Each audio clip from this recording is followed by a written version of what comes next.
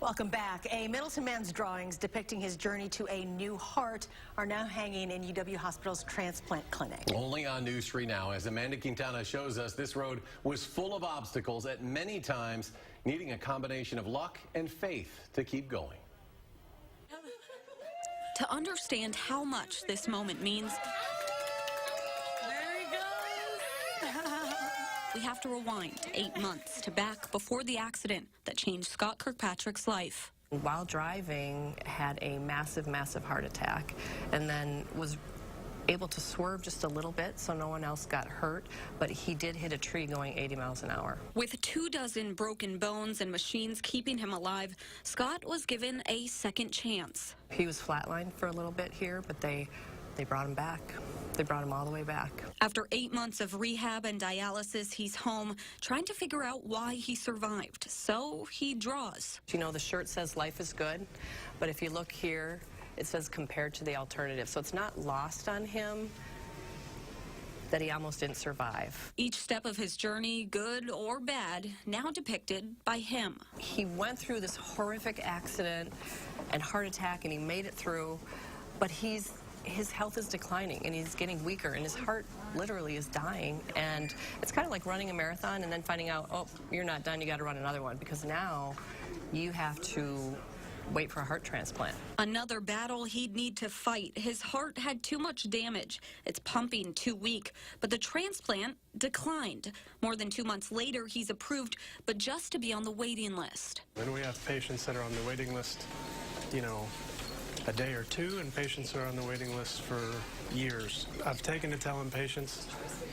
there's so much luck in any kind of transplant scenario. Scott was lucky. In just 8 days, he got the call gifting him another chance at life. He literally drew a picture of his mom and dad, who have passed away, as angels up in heaven, and he's like a little swaddled newborn baby.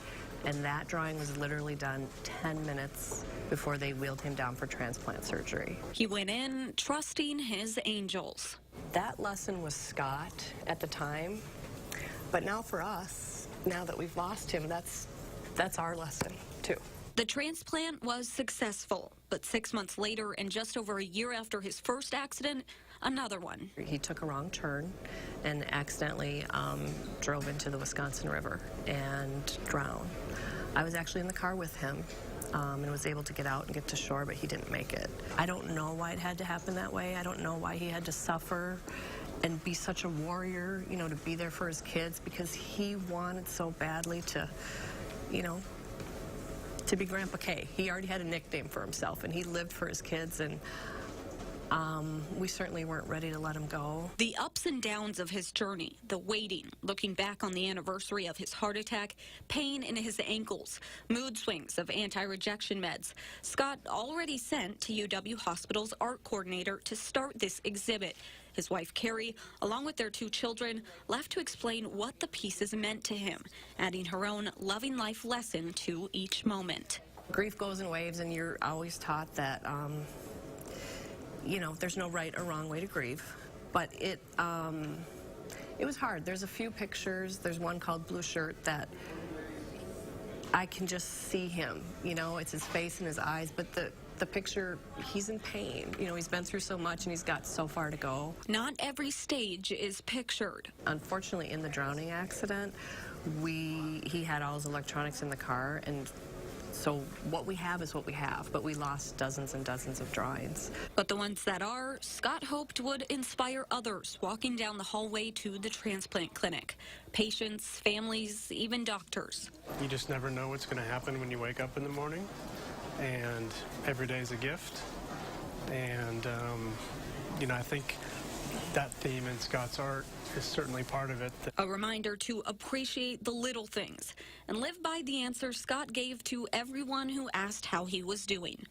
Loving life. But it isn't a linear journey. It isn't, I just get better every day. It's like life. It's up and down, up and down. So I just hope that that lesson rings true, that people know they just got to keep moving forward. The many members of the hospital staff who knew Scott during his time there, they'll join his friends and family for a reception tomorrow night. The exhibit will stay up through February.